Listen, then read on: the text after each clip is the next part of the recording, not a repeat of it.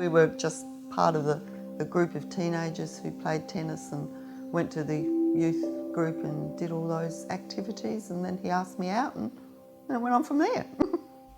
And then we got engaged, and about just over a year later, we got married. Yeah. And did the old ask my dad, permission and all that traditional stuff like you did there. We've been married 50 years this October.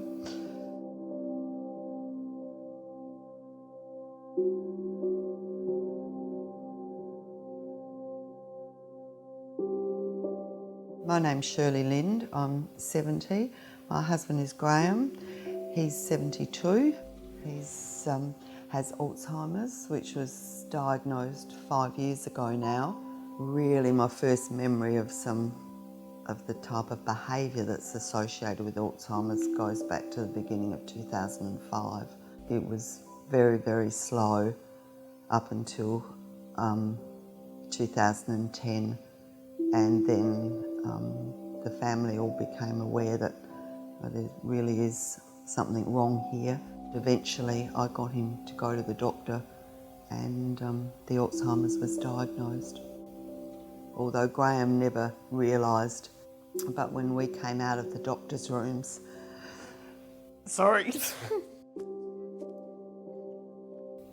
we had a very close friend who died of brain tumour. Graeme knew he was having tests on his brain, and he came out of that doctor's room and said, "Well, isn't that good? There's nothing wrong."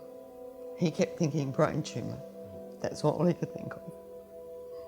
Of course, I think this is a whole lot worse, quite frankly. He doesn't suffer, not physical pain, but, the family see the... Well, as soon as I found out about the diagnosis, I went to the Alzheimer's Association to see what I could learn about it and just what I could find out. And they told me about Seasiders down at Henley, which absolutely saved my life. And then I found out that he could go to these sessions down there, so he started going on a Monday. He was going 3 times a week from about 3 o'clock till about 7 o'clock in the afternoon. But in the end, he got really difficult and he didn't want to go because he didn't want to. He was I don't know what you know about Alzheimer's particularly, but some of them follow you everywhere. They call it shadowing, and Graeme was a shadower. I could not move, and he was in my back pocket. He wouldn't, if I went up to the bedroom to put some clothes away, he'd be behind me. If I went out the front to put some rubbish in the bin, he'd be behind me.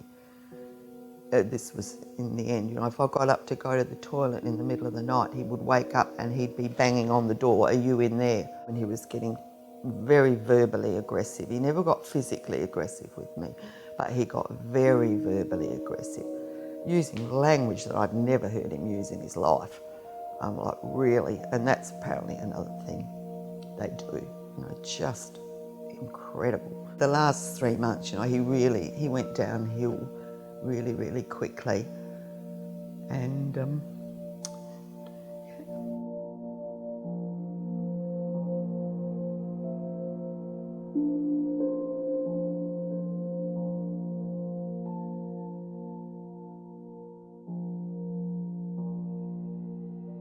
I didn't try and seek out a placement myself. At the Seasiders venue at Henley, they at that stage had a coffee club running the first Saturday of every month for the carers, who were all ladies as it happened, and each month we'd do sometimes we'd just sit around and talk, sometimes we'd have a speaker, and one of the speakers one day was David.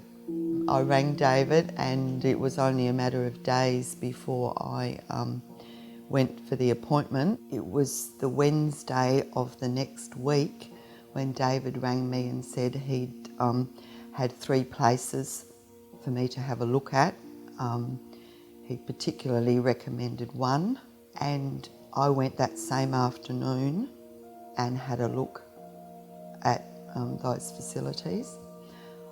Extremely impressed with the people there, wonderfully caring people, and on the Friday, I let them know that yes, I would accept the place.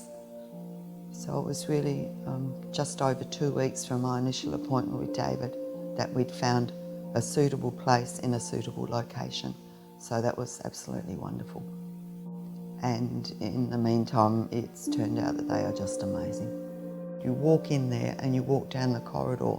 90% of the people who are obviously staff will talk to you. Hello, good morning, how are you? Graeme had only been there a couple of weeks and they knew my name. I walk in and they say, hi, Shirley.